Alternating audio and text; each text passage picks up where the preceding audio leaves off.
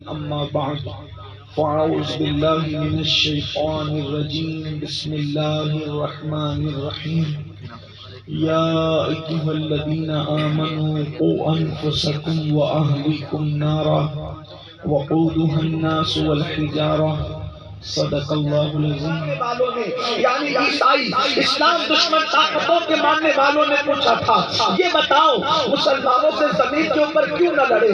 تو کہا یہ وہ قوم ہے جس کے اندر اتنا عشق مصطفیٰ ہے، اللہ تبارک و تعالیٰ نے اتنی غیرت، اتنی حمیت، اتنی طاقت و قوت اس قوم کے اندر عطا کی ہے کہ زمین کے اوپر لڑو گے تو ان سے جیت نہیں سکتے، زمین کے اندر ان سے جنگ کرو، زیر زمین ان سے لڑو۔ اللہ اکبر۔ اس قوم کو شباب میں مبتلا کر دو، اس قوم کو شراب میں مبتلا کر دو۔ جب اس قوم کو شراب اور شباب کے اندر اور گانے غزلوں میں مبتلا کر دو گے تو درجنوں تلوار کی ضربیں ان کو اتنا نقصان نہیں پہنچا سکتی، میزائلوں کی وار ان کو اتنا نقصان نہیں پہنچا سکتے جتنا ان لوگوں کو جو ہے وہ شراب اور شباب نقصان پہنچائے گا۔ اس لیے کہ جب کوئی جوان شراب و شباب میں مبتلا ہوگا پھر وہ علم کی طرف سفر کیسے کرے گا، وہ علم کی طرف کس طریقے سے پیش قدمی کرے گا؟ آپ دیکھیں تو صحیح، آج باضابطہ طور پر کالجوں کے اندر، یونیورسٹیوں کے اندر اسلام دشمن طاقتیں پیسے دے کر کے اپنے بچے اور بچیوں کو وہاں داخلہ کرواتے ہیں۔ بہت سارے لوگ اس مشن کے تحت وہاں پر داخلہ کرتے ہیں، اس لیے کہ باضابطہ طور پر ایک مشنری ہے، ایک مشن کے تحت کام ہو رہا ہے کہ مسلمانوں کے بچوں کو پڑھنے نہ دو، مسلمانوں کے بچوں کو تعلیم حاصل نہ کرنے دو۔ یونیورسٹی میں مسلمانوں کے بچے پہنچ جائیں تو لڑکیاں ان سے دوستی کریں اور ان کو اپنے محبت کا جھانسا دے کر کے ان کو پڑھنے سے روکیں، اور اگر وہ لڑکی سے دوستی نہیں کرتے تو لڑکے ان سے دوستی کریں، ان کو نشے میں مبتلا کریں، ان کو زنا میں مبتلا کریں، ان کو آوارگی میں مبتلا کریں۔ آخر کیا بات ہے؟ سب کے بچوں کو پڑھنے دیا جا رہا ہے، مسلمانوں کے بچوں کو کیوں پڑھنے نہیں دیا جاتا؟ اس کی وجہ یہ ہے انہیں تمہارے ٹیلنٹ سے خطرہ ہے، انہیں تمہاری صلاحیتوں سے خطرہ ہے، انہیں پتا ہے جب تک مسلمان پڑھتے تھے دنیا کے سب سے بڑے سائنسداں اگر کسی قوم میں تھے تو قوم مسلم میں تھے۔ جب تک مسلمان پڑھتے تھے سب سے بڑے بڑے جج، ماہر جج اگر کسی قوم میں تھے تو مسلمانوں میں تھے۔ اللہ اکبر۔ سب سے بڑے بڑے ماہرین معاشیات اگر کسی قوم میں تھے تو مسلمانوں میں تھے۔ اللہ نے مسلمانوں کو مصطفیٰ جان رحمت کی نسبت کی وجہ سے وہ صلاحیت دی ہے، وہ ٹیلنٹ عطا فرمایا ہے کہ کسی اور قوم کے پاس نہیں ہے، اس لیے انہیں ہماری صلاحیتوں سے تکلیف ہے۔ اب ہماری صلاحیتوں کو کیسے تباہ کریں؟ تو شباب کے اندر، شراب کے اندر۔ اور میری قوم کے جوان کتنے سادہ ہیں، کتنے بھولے ہیں، انہیں بھولا کہوں یا انہیں راستہ بھولا ہوا کہوں؟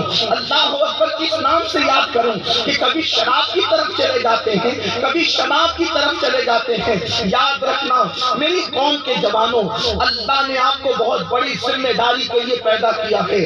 آپ کی بیداری پوری قوم کی بیداری ہوگی، آپ کا صحیح راستے کا انتخاب پوری قوم کی ترقی کا ضامن بنے گا۔ آپ کا راستہ بھٹک جانا پوری قوم کو بھیک مانگنے پہ مجبور کرے گا۔ جوان کسی قوم کا سرمایہ ہوتا ہے۔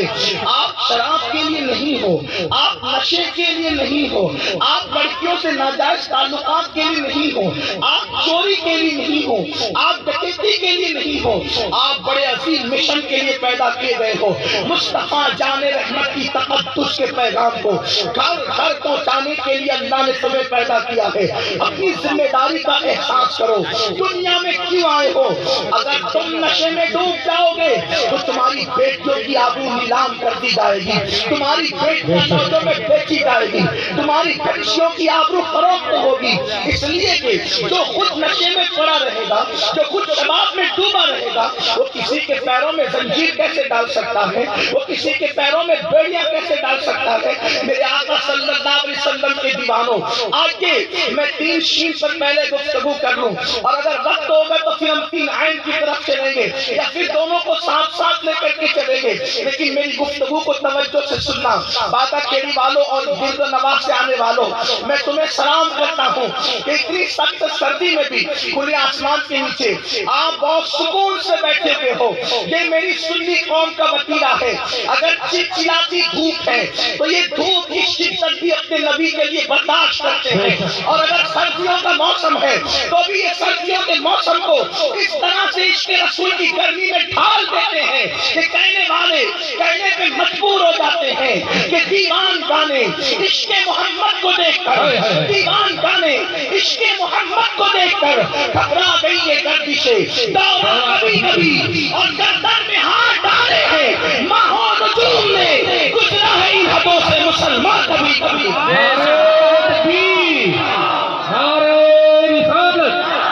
جشن عید میلاد النبی, جلسے دستار حفظ القرآن, حضور سید امیر القادری صاحب قبلہ, نعرہ تکبیر. دنیا میں ایک بہت بڑا انقلاب آنے کو ہے, اور انقلاب ہمیشہ عاشقان مصطفیٰ کے ذریعے سے آتا ہے, انقلاب ہمیشہ جوانوں کے ذریعے سے آتا ہے. اس میں میری گزارش ہے بہت منصوبہ بند طریقے سے ظالم لوگ ہمارے جوانوں کے تقدس کو پامال کرنے کی کوشش کر رہے ہیں, ان کے دامنے طہارت کو پاتار تار کرنے کی کوشش کر رہے ہیں. ہمیں سمجھنا ہوگا ہم کیوں آئے ہیں زمین کے اوپر. اگر جوان بالخصوص مسلم جوان اگر بیدار ہو جائے تو وہ تاریخ جو ہے اللہ اکبر تاریخ ساز بن جاتا ہے. میرے آقا علیہ الصلوۃ والتسلیم کے پیارے دیوانوں, حضرت جگر مراد آبادی نے کہا تھا کہ ہم لوگ جو ہے وہ میکدہ بردوش ہیں, ہم لوگ میکدہ سجانے والے لوگ ہیں, ہم لوگ صرف میں پینے والے نہیں بلکہ میکدہ سجانے والے لوگ ہیں. مسلم جوانوں کو بیدار ہونے کی ضرورت ہے, خوابیدہ جو ہے وہ سبھی شبستانوں سے نکلنے کی ضرورت ہے. آؤ کب تک اونگتے رہو گے, آؤ کب تک کھابے خرگوش میں رہو گے, آؤ کب تک سوتے رہو گے. ایک مسلم جوان کا کردار ادا کرو, نامردوں کا کردار نہیں, ایک مسلم جوان کا کردار ادا کرو. ایک مسلم جوان کیا ہوتا ہے, اقبال کی فکر کے طرز پہ آپ کو بتاؤں. اقبال کہتے ہیں نہیں تیرا نشے من قصر سلطانی کے گنبد پر, نہیں تیرا نشے من قصر سلطانی کے گنبد پر, تو شاہین ہے بسیرا کر پہاڑوں کی چٹانوں میں. عقابی روح جب بیدار ہوتی ہے جوانوں میں نظر آتی ہے ان کو اپنی منزل آسمانوں میں. تم کبے نہیں ہو, تم چیل نہیں ہو, تم طوطے نہیں ہو, تم عقاب و عقاب, تم شاہین و شاہین. یہ شاہین کیا ہوتا ہے, یہ باز کیا ہوتا ہے. مجھے باز سے اس وقت سے محبت ہو گئی ہے, مجھے عقاب سے اس وقت سے محبت ہو گئی ہے جب سے میں نے میرے مرشد کا یہ شعر پڑھا. میرے مرشد کہتے ہیں انل بازی واشب کل شیخین, کہ میں تمام ولیوں کی کائنات کا باز اشہب ہوں. میں نے کہا باز میں کوئی فضیلت ہے کہ دوسرے وقت اپنے آپ کو باز اشہب سنا رہے ہیں. واہ واہ واہ, نعرہ تکبیر. اقبال کی پوری شاعری کا عنوان بھی باز ہے, اور غوث العظم دستگیر نے بھی اپنے آپ کو باز کہا. تو میں نے سوچا ذرا باز کو پڑھنا چاہیے کہ یہ باز ہے کیا, عقاب ہے کیا. تو آئیے آپ کو بتاؤں.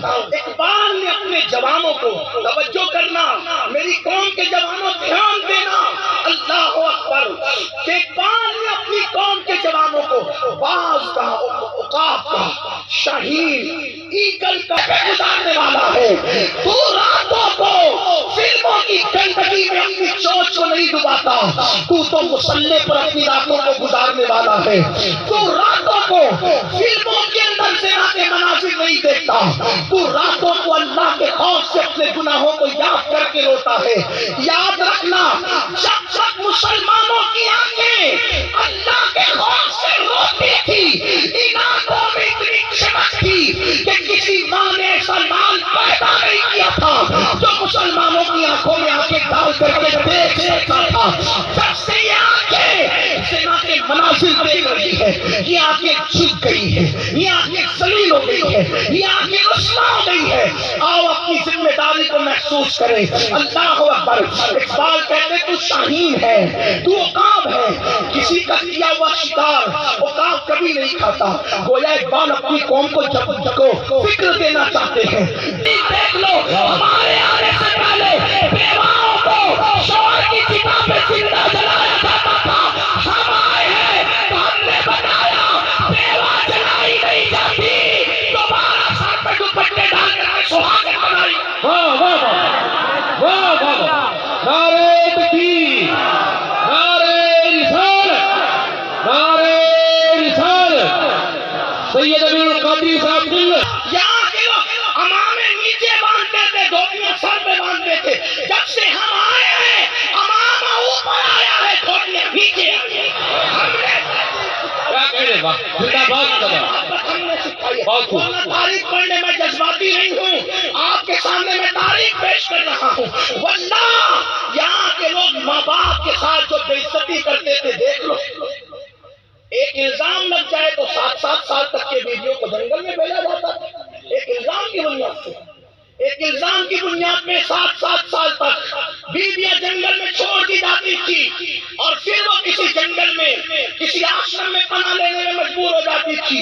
ہم نے سکھایا بیوی پہ الزام لگے وہ جنگل میں نہیں بھیجی جائے گی، اللہ اکبر، لوگوں سے ثبوت مانگا جائے گا الزام لگانے والوں سے، وہ ثبوت دے سکے تو پھر بھی توبہ کا دروازہ کھلا ہے، اور اگر ثبوت نہ دے سکے تب تو ان کو سزا ملنی چاہیے۔ یہ ہم نے لوگوں کو سکھایا ہے۔ اے آب آئے آب رود گنگا، وہ دن یاد تجھ کو اترا تیرے کنارے، جب کارواں ہمارا ہم نے احسان کیا ہے، اس اجڑے ہوئے ملک کو ہم نے تاج محل سے سجایا ہے، ہم نے لال قلعے سے سجایا ہے، ہم نے بلبلیوں سے اس کی مانگ میں سندور بھرا ہے، تہذیب اور تمدن سے اس کے چہرے پہ گازے حسن بنا ہے، اس کے چہرے پر ہم نے محبتوں کی بیڑیاں لگائی ہے۔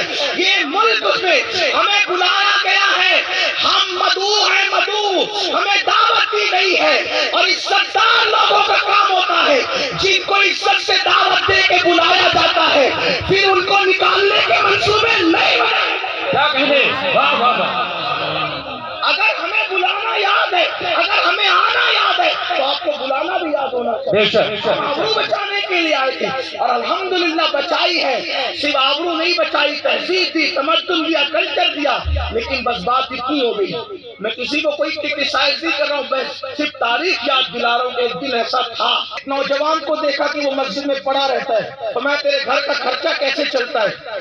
تو اس نے کہا میرا بھائی ہے جو فرائض اور سنتوں پہ اکتفا کرتا ہے، باقی محنت کرتا ہے، اور میں مسجد میں رات دن پڑا رہتا ہوں اللہ کی عبادت کے لیے۔ تو فاروق اعظم نے فرمایا تجھ سے بہتر تیرا بھائی ہے، کیونکہ تو بوجھ بنا ہوا ہے اور وہ بوجھ اٹھانے والا ہے۔ سبحان اللہ، یہ اسلام کی فکر ہے۔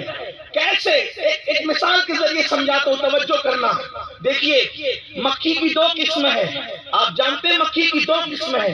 ایک مکھی وہ ہے جو ہمارے معاشرے میں آپ کو روز روز نظر آتی ہے، روٹی پہ بیٹھی ہوئی، سالن پہ بیٹھی ہوئی، مٹھائی پہ بیٹھی ہوئی، گندگی پہ بیٹھی ہوئی، اس کو ہم صرف مکھی کہتے ہیں۔ اور ایک مکھی وہ ہے، اس کی برادری بھی وہی ہے، اس کے بھی 2 پر، اس کا بھی منہ ویسے ہی کم و بیش، شکل کم و بیش ایسی ہی ہے، کلر تھوڑا سا ہلکا پھلکا ہوگا، لیکن وہ مکھی کو ہم شہد کی مکھی کہتے ہیں۔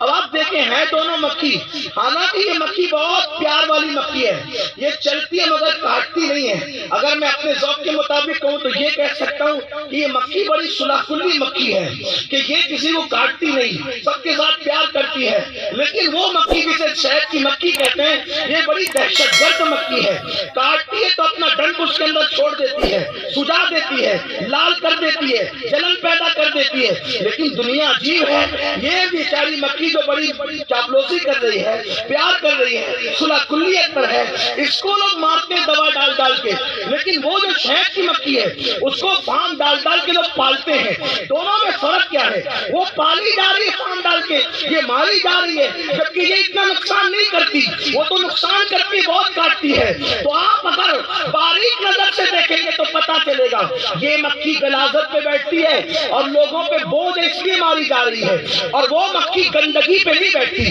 وہ پھلوں پہ بیٹھتی ہے، وہ پھولوں پہ بیٹھتی ہے، اور پھر وہ بوجھ ہے، یہ ضرورت ہے، وہ کھاتی ہے، یہ دیتی ہے، یہ شہد دیتی ہے لوگوں کو، شہد عطا کرتی ہے۔ اس کے بارے میں قرآن کہتا ہے شفاء للناس، کہ اس میں لوگوں کے لیے شفا ہے.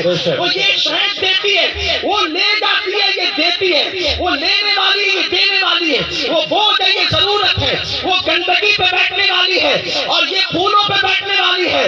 پتا چلا مکھی بتا رہی ہے اگر تم شکایت کر رہے ہو کہ لوگ تمہیں مار رہے کاٹ رہے، ہم کہتے ہیں محلے کی مکھی نہ بن، شہر کی مکھی بن. گناہوں کی گندگی پہ بیٹھنا بند کر، عبادتوں کے پھولوں پہ بیٹھنا شروع کر. لوگوں کے بوجھ نہ بن، لوگوں کی ضرورت بن. مارنے والے تجھے پالنے پہ مجبور.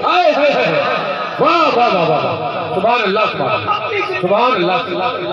اپنی ذمہ داری. اور تم ضرورت کب بنو گے؟ تم جب تم علم حاصل کرو. جاہل کبھی قوم کی ضرورت نہیں بن سکتا، ان پڑھ کبھی قوم کی ضرورت نہیں بن سکتا، گواہ کبھی قوم کی ضرورت نہیں بن سکتا.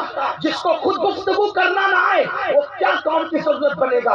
آپ کہیں گے مولانا بہت پرانی بات ہے، جب علم والے ضرورت بنتے تھے. میں نے کہا نہ، کبھی پرانی بات نہیں ہو سکتی. کہ عبدالکلام APJ عبدالکلام جو ہے، جو ہمارے ملک کے صدر جمہوریہ رہے ہیں، جنہوں نے ہمارے ملک کو اتنی طاقت عطا کی ہے، کیا وہ پرانے دور کی بات ہے؟ کیا وہ 500 سال پہلے کی بات ہے؟ ابھی وہ حال کی بات ہے.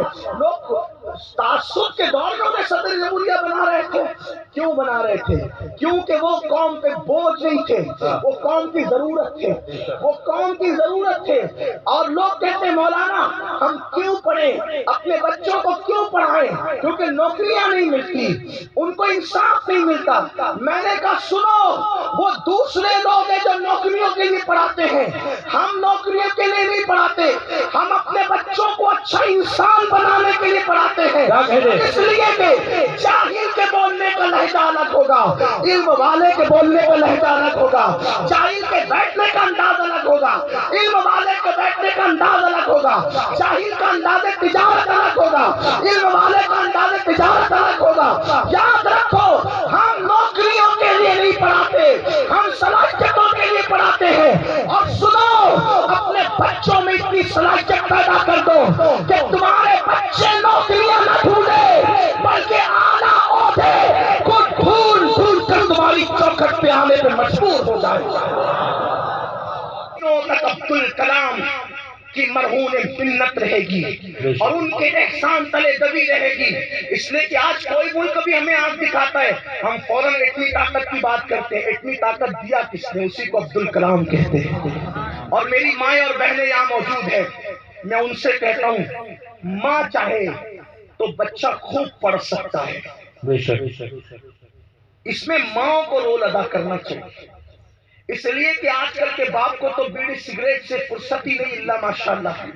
جو بہت شریف ہے ان کو دوستوں سے فرصت نہیں ہے، یا اور بہت زیادہ شریف ہے ان کو کاروبار سے فرصت نہیں ہے. بچوں کے لیے کوئی ٹائم دینے کے لیے تیار نہیں ہے. آپ سے میں کہنا چاہتا ہوں بچوں کو پڑھاؤ، تعلیم دو. میں یہ نہیں کہتا کہ صرف عالم بناؤ، عالم بناؤ تو سونے پہ سہاگا. عالم نہیں بنا سکتے تو صرف جو اسلام نے جتنے علوم کو فرض رکھا ہے اتنا علم اپنے بچوں کو سکھاؤ. اور پھر ڈاکٹر بناؤ، ٹیچر بناؤ، انجینئر بناؤ، IAS بناؤ، IPS بناؤ. یہ میرے دل کا درد ہے. صرف 10 سال تک کے تمام ہندوستانی مل کر اپنی پوری توجہ 3 چیزوں کی طرف کریں، ملک کا نقشہ بدل جائے گا. ہمیں 3 کام کرنے ہوں گے. علم والے بنو، دولت مند بنو اور دیندار بنو. آپ اپنے اندر یہ 3 باتوں پہ محنت کیجئے کہ آپ کو دیندار بننا ہے، آپ کو دولت مند بننا ہے اور آپ کو اہل علم بننا ہے. آپ اس ملک کی ضرورت بن جاؤ گے جیسے کل ضرورت تھے. آپ حضرات اصل میں اس لیے دولت مند نہیں بن پا رہے ہو کہ آپ کے اخراجات اتنے ہیں کہ آپ اللہ اکبر جتنا کماتے ہو اس سے زیادہ خرچ کرتے ہو. انٹرنیٹ پر صرف میری قوم کا ایک جوان اتنا خرچ کر رہا ہے کہ اگر وہ خرچہ بچا لیا جائے تو اس خرچ سے کسی غریب خاندان کا مہینے کا راشن آ سکتا ہے. یہ حالات ہیں ہمارے. ہم نے بہت بے لگامی کی ہے، ہم بہت زیادہ بے لگام ہوئے ہیں. یاد رکھنا یہ یہ میں اپنے دل کے درد کے طور پہ پیش کر رہا ہوں. اور اگر ہندوستان کے مسلمانوں اگر تم نہیں سمجھے، تم مالدار نہیں بنے، تم اہل علم نہیں بنے، تم دیندار نہیں بنے، تو بکریوں کی عزت ہوگی لیکن اس سے زیادہ بھی تمہاری عزت نہیں ہوگی. اقبال نے صدی پہلے کہا تھا نہ سمجھو گے تو مٹ جاؤ گے. اے ہندی مسلمانوں تمہاری داستان تک بھی نہ ہوگی. داستانوں میں آپ کو ملک کی ضرورت بننا ہے جیسے فضل خیر آبادی ضرورت تھے. آپ کو ملک کی ضرورت بننا ہے جیسے کہ اللہ اکبر سیدی کافی مراد آبادی ضرورت تھے. آپ کو ملک کی ضرورت بننا ہے جیسے مجدد الفسانی ضرورت تھے، عبداللہ کی ضرورت تھے. آؤ عہد کریں اپنے بچوں کو پڑھائیں گے.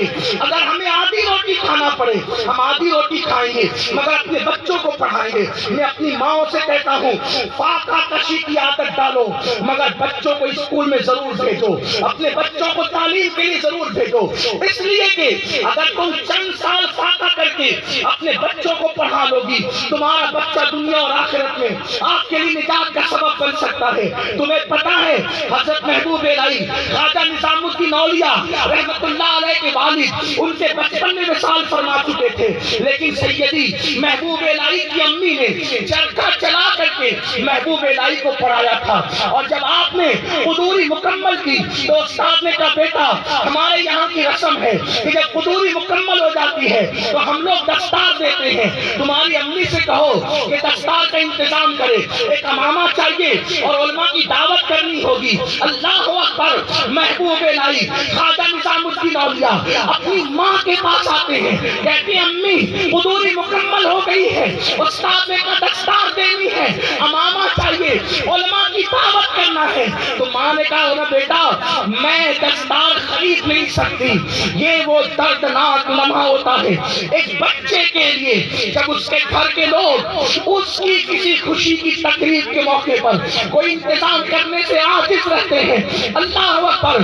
اس مقدس ماں نے کہا تھا بیٹا تمہیں معلوم ہے نا کہ ہم دستار کا انتظام نہیں کر سکتے، خرید نہیں سکتے، البتہ تیرے استاد سے کہہ دے کہ چند دن کی مہلت دے دے، میں دستار اپنے ہاتھوں سے بن لوں گی. کیونکہ ہم خریدنا ہی لیتے ہیں کہ میرے گھر کا حال یہ تھا کہ میری ماں جب ہم بھوکے رہنے والے ہوتے تھے تو ماں کہتی تھی بیٹا آج ہم اللہ کے مہمان ہیں. ماں یہ نہیں کہتی تھی فاقہ کرنا ہے بلکہ کہتی تھی ہم اللہ کے مہمان ہیں اور ہم فاقہ کرتے تھے. پھر اس کے بعد جب خوشحالی کے دن آئے تو میں تمنا کرتا تھا میری امی مجھے یہ کب کہے گی کہ ہم اللہ کے مہمان ہیں، کیونکہ اللہ کا مہمان بننے میں وہ لذت آتی تھی. تو میں ماں سے پوچھتا تھا ماں ہم اللہ کے مہمان کب بنیں گے؟ ماں فاقہ کشی کی بات نہیں کرتی تھی، کہتی تھی ہم اللہ کے مہمان ہیں. اللہ اکبر. وہ ماں کی تربیت کا نتیجہ تھا. اور محبوب الہی کی امی رات رات پر دستار بنتی، دن کو چرخہ چلاتی.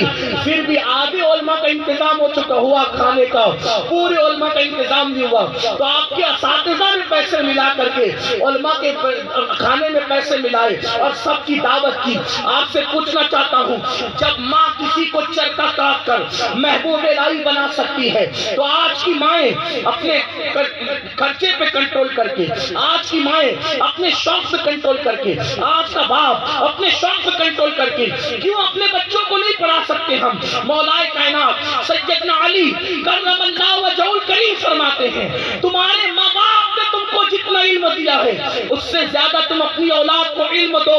اس کی وجہ یہ ہے کہ تمہارے دور سے زیادہ تیز رفتار دور تمہاری اولاد کا ہوگا. آپ دیکھتے نہیں ہم اپنے بچپنے میں موبائل کبھی تصور کر سکتے تھے لیکن ہمارے 2-2 سال کے بچے موبائل کھیل رہے ہیں. ان کا دور کتنا تیز رفتار ہے. اس لیے بچوں کو پڑھانا ہوگا. ہمارے ماریرا کے بزرگوں نے نعرہ دیا آدھی روٹی کھائیں گے بچوں کو پڑھائیں گے. میں آپ کے ہاتھ جوڑ کر کہتا ہوں ہندوستان کے مسلمانوں اپنے خرچوں پہ کنٹرول کرو اور آج عہد کرنا ہوگا بلکہ اللہ کی بارگاہ میں قسم کھانی ہوگی کہ ہمیں بھوکے رہنا پڑے رہیں گے، ہمیں پیاسے رہنا پڑے رہیں گے، ہمیں اگر عید میں کپڑے نہ ملے چلے گا لیکن ہم اپنے بچوں کو پڑھائیں گے. خدا کے لیے ہر بچے کو پڑھانا ہوگا اور صرف CHSC نہیں اتنا پڑھاؤ کہ دنیا تمہارے بچوں کے سامنے سرنڈر ہو جائے، دنیا کی تمہارے بچے ضرورت بن جائے. اپنے بچوں کو ضرورت دو، اللہ اکبر۔ لیکن یہاں رک کر ایک بات اور عرض کرتا ہوں، کچھ لوگ دنیا پڑھانے تو نکلے ہیں مگر بچہ ڈاکٹر بن رہا ہے، انجینئر بن رہا ہے، ٹیچر بن رہا ہے، یہ بن رہا ہے، لائر بن رہا ہے، جج بن رہا ہے، وہ بن رہا ہے، لیکن اس بچے کو کلمہ بھی یاد نہیں ہے۔ یہ بھی صورتحال بڑی بدترین ہے۔ میں کہتا ہوں اپنے بچوں کو سب بناؤ، لیکن پہلے اس کو مسلمان بناؤ، پہلے اس کو عاشق رسول بناؤ، اسے محمد الرسول اللہ کا غلام بناؤ، اسے مصطفیٰ جان رحمت کے شہدائی بناؤ۔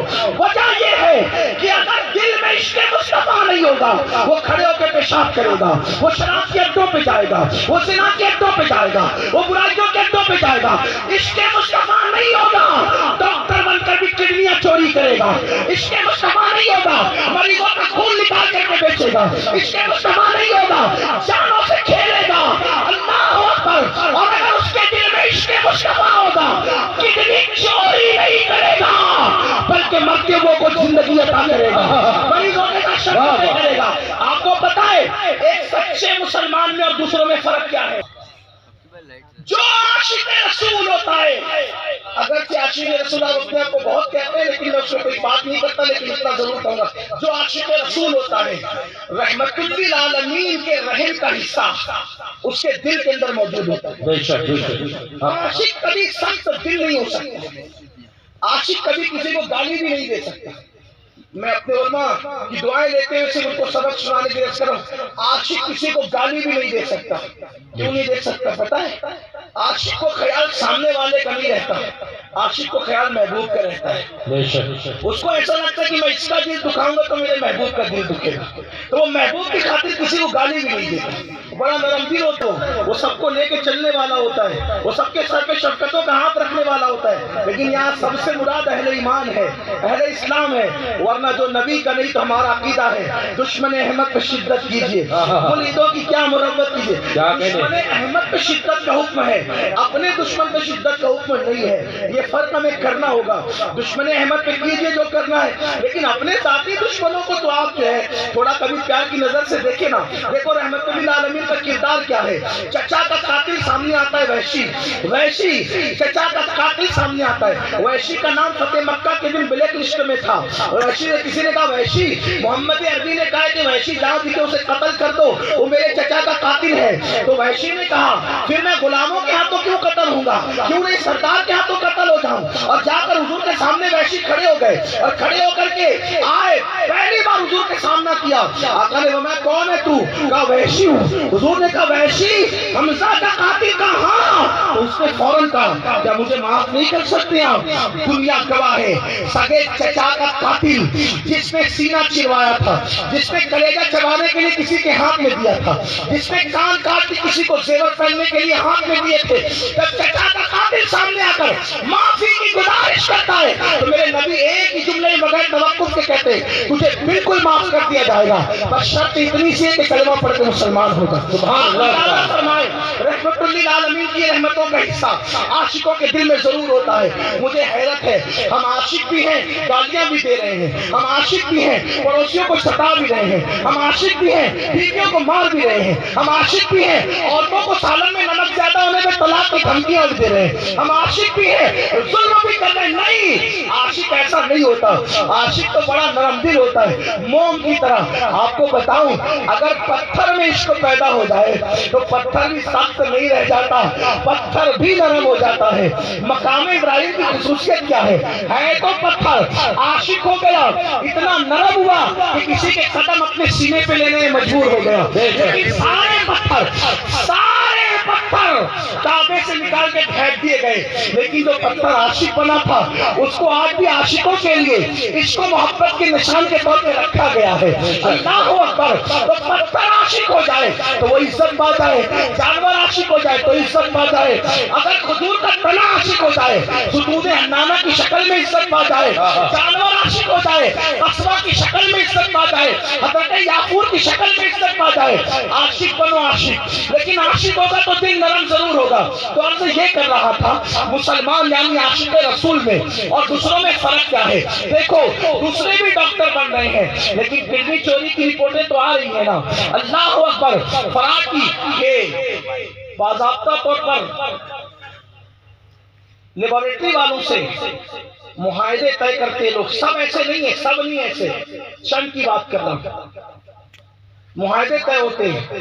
بائی پاس کا کیس نہیں بھی ہوگا تو ایسی رپورٹ دینا تاکہ بائی پاس ہو جائے۔ اپنے مفاد کے لیے کسی کا سینہ نہ چیرو، بلکہ ضرورت بھی ہو تو چلو پہلے کوشش کرتے ہیں، بچانے کی کوشش کرتے ہیں۔ دوسرے ڈاکٹروں میں جنہیں نبی کی رحمت سے حصہ نہیں ملا اور وہ ڈاکٹر جنہیں نبی کی رحمت سے حصہ ملا، فرق کیا ہے؟ میں نے ایک آرٹیکل پڑھا تھا، توجہ کرنا، خود غرضی کے حوالے سے۔ دیکھو تمہیں آگے بڑھنا ہوگا، اور صرف مسلمانوں کے لیے، ہر قوم کے لیے۔ ہمارا مذہب صرف مسلمانوں کی خدمت کی بات نہیں کرتا، ہر انسان کی خدمت کی بات کرتا ہے۔ یہ ہمارے مذہب کی خصوصیت ہے۔ ایک ڈاکٹر تھا یورپی دنیا میں، اس نے اصول بنا رکھا تھا کہ میں نے بہت محنت سے پڑھا ہے، بہت پیسے دے کے پڑھے ہیں، اس لیے میں کسی بھی مریض کو اس وقت تک ہاتھ نہیں لگاؤں گا جب تک کہ ٹیبل پہ کیش نہ لے لوں۔ وہ اپنے کیبن میں بیٹھا ہوا تھا، سن لو دھیان سے سن لو، اور اپنے جوان اور اپنے بچوں سے بھی کہتا ہوں، یہ میری تقریر سب کے لیے ہے۔ بچوں، اگر تمہارے ماں باپ تمہیں نہیں پڑھاتے تو تمہیں پڑھنے کا عزم کرنا ہوگا۔ اگر تمہارے ماں باپ ظالم ہیں تو تمہیں پڑھنے کا عزم کرنا ہوگا۔ اگر وہ غربت کا جھانسا دے کر کے اپنے شوق کی وجہ سے تمہیں نہیں پڑھاتے، تم محنت کرو، مزدوری کرو، ایک ٹائم محنت کرو، ایک ٹائم پڑھو۔ عبدالکلام کا ایک انٹرویو میں نے پڑھا تھا، وہ کہتے ہیں جب میں SSC کا رزلٹ لے کر کے آیا یا اور کسی کلاس کا تذکرہ کیا تو میرے والدین نے کہا تھا ہم غریب ہیں، تجھے نہیں پڑھا سکتے، تو میرے دادا نے کہا تھا بیٹا میں تجھے پڑھاؤں گا۔ میری پھوپھی نے اپنے زیورات بیچے تھے، کہا بیٹا ہم تجھے پڑھائیں گے، لیکن زیورات تعلیم کے لیے کافی نہ تھے، دادا کی پونجی کافی نہ تھی۔ ہم کے انٹرویو کی کچھ جھلکیاں ہیں۔ بچوں عزم کرو، اگر تم چھوٹے ہو تو کیا ہوا، انسان عمر میں چھوٹا ہو سکتا ہے، عزم میں چھوٹا نہیں ہو سکتا۔ کبھی کبھی چھوٹی عمر والوں کے عزم بوڑھوں کے عزم سے زیادہ بھاری ہوتے ہیں۔ اس کی دلیل جو آپ کے سامنے دیکھو، قریش کے جوان موجود ہیں، قریش کے بوڑھے موجود ہیں، اور وہاں پر ایک شخصیت کہتی ہے میں اللہ کا نبی بن کر آیا ہوں، کون میرا ساتھ دے گا؟ سارے بوڑھے اور جوان بزدلی کی وجہ سے جواب نہیں دیتے، لیکن ایک 8 سال کا ننھا سا بچہ جو بڑا خوبصورت، ٹانگیں تھی، دبلی پتلی ٹانگیں تھی، آنکھوں میں آنسو میں چشم تھا، وہ بچہ پورے عزم کے ساتھ اٹھ کے کھڑا ہوتا ہے اور بتا 18 سال کا جوان نہیں، 35 سال کا جوان نہیں، 40 سال کا جوان نہیں، 60 سال کا بوڑھا نہیں، 8 سال کا بچہ جو اس وقت دیکھنے میں بھی آنکھوں کو مچمچا رہا تھا آنسو میں چشم کی وجہ سے، تھا بڑا خوبصورت، پتلا دبلا سا تھا، آواز حسین و جمیل تھی، اور کہتے ہیں میں تمہارا ساتھ دوں گا۔ آقا نے پھر کہا اے قریش کون میرا ساتھ دے گا؟ اس نے کہا میں آقا ساتھ دوں گا۔ آقا نے کہا کون میرا ساتھ دے گا؟ آقا نے کہا کون میرا ساتھ دے گا؟ اس نے کہا میں دوں گا۔ لوگ ہنس رہے تھے، یہ 8 سال کا بچہ ساتھ دے گا، لیکن تاریخ نے بتا دیا اگر بچہ بھی عزم کر لے سچا تو بڑے بڑے پر غالب آتا ہے۔ پھر دنیا نے اسی 8 سال کے بچے کو دیکھا جب پہلی جنگ بدر میں ہوئی اور سب سے پہلے تلوار لے کر اگر کوئی جایا تو وہی ہے، اسی 8 سال کے بچے کو دنیا علی کہتی ہے۔ نعرہ تکبیر، نعرہ رسالت، نعرہ رسالت، جشن عید میلاد النبی، نعرہ حیدری۔ بدر کی تاریخ پڑھ لو، پورا چیلنج سے کہتا ہوں، سب سے پہلے جو گیا علی ہے۔ احد کی تاریخ پڑھو، احد میں 70 کافر مارے گئے، 35 کو جس نے اڑایا اس کو علی کہتے ہیں۔ اللہ اکبر۔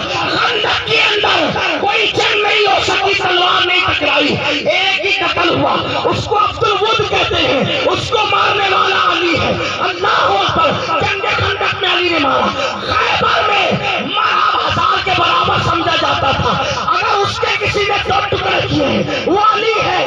گویا کہ جب تک علی حیات رہے علی نے 8 سال کا وعدہ نبھایا، جگہ جگہ نبھایا، حتیٰ کہ جب بستر پہ سونے کی بات آئی تو تلواروں کے سائے میں سونے کے لیے تیار ہو گئے۔ اللہ اکبر۔ بدر میں علی، خندق میں علی، خیبر میں علی، اللہ اکبر۔ ہر جگہ آپ کو علی علی نظر آ رہے ہیں، لیکن جب علی چلے گئے تو کسی نے کہا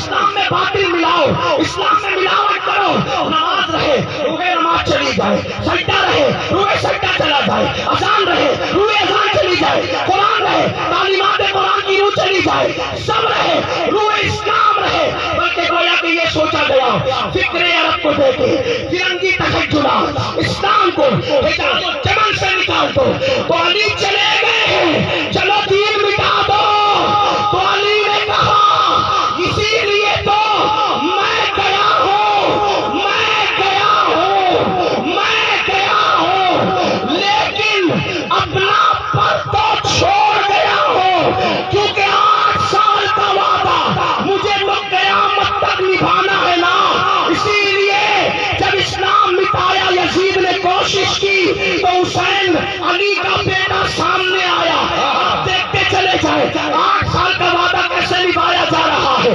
کربلا میں علی کا بیٹا سامنے آیا، اس کے بعد آپ دیکھ لیں اللہ اکبر تاتاریوں کا فتنہ سامنے آیا کعبے کو ختم کرنے کے لیے، تب علی کا بیٹا شیخ ہاشم گیلانی کی شکل میں سامنے آیا، اور پھر آیا فتنہ تاتار کے افسانے سے باسما مل گئی، کعبے کو صنم کھانے سے علی کے بیٹے نے وہاں بھی اسلام بچایا، سب ساتھ تھے لیکن قیادت علی کے بیٹے کے ہاتھ میں تھی، کیونکہ 8 سال کا عزم نبھانا تھا، 8 سال کا وعدہ نبھانا تھا۔ پھر دیکھو باطنیت کا دورہ ہے، سلجوکیت کا خاتمہ ہے، جنت فرضی بنائی جا رہی ہے، زمین حسن عبداللہ بن سبا زمین پہ جنت بنا رہا ہے، مسلمانوں کو گمراہ کر رہا ہے، اسلام مٹنے پہ نہیں بلکہ مرنے پر ہے اسلام، اس وقت دین کو زندہ کرنے کے لیے جو آیا وہ علی کا بیٹا سامنے غوث اعظم کی شکل میں، ہندوستان کفرستان بنا ہوا تھا، یہاں اذان دینے کے لیے جو زمین پر آیا، اللہ اکبر اللہ اکبر، پہلے جو آیا اس کو مسعود سالار غازی کہتے ہیں، اس کے بعد جو آئے اللہ اکبر اس کو معین الدین اجمیری کہتے ہیں، وہ بھی علی کا بیٹا، اسی طرح آپ دیکھتے چلے جائیں اللہ اکبر، لاہور کی سرزمین پر فاطمیوں کا گندا مذہب، اپنے آپ کو فاطمی کہتے تھے بوری، اپنا گندا عقیدہ پھیلا رہے تھے، وہاں دین بچانے جو آیا داتا علی حجوری وہ بھی علی کا بیٹا آیا، اسی طرح پوری تاریخ عرض کرو، اگر کلیئر میں کوئی آیا علی کا بیٹا آیا، دلی میں محبوب الہی علی کا بیٹا، بختیار کاکی مہرولی میں علی کا بیٹا، اسی طرح سے جب آخری میں دجال آئے گا، دجال دین کو ختم کرنے کے لیے، تو بھی وہ 8 سال کا وعدہ کیسے نبھایا جا رہا ہے، اس وقت بھی جو دین بچانے آئے گا وہ امام محمد مہدی بھی علی کے بیٹے بن گئے۔ سبحان اللہ سبحان اللہ، نعرہ تکبیر، نعرہ رسالت، فیضان حضور علی، سبحان اللہ۔ بچہ عزم کر لے تو وہ اتنا بڑا بن سکتا ہے، اس لیے میں اپنے بچوں سے کہتا ہوں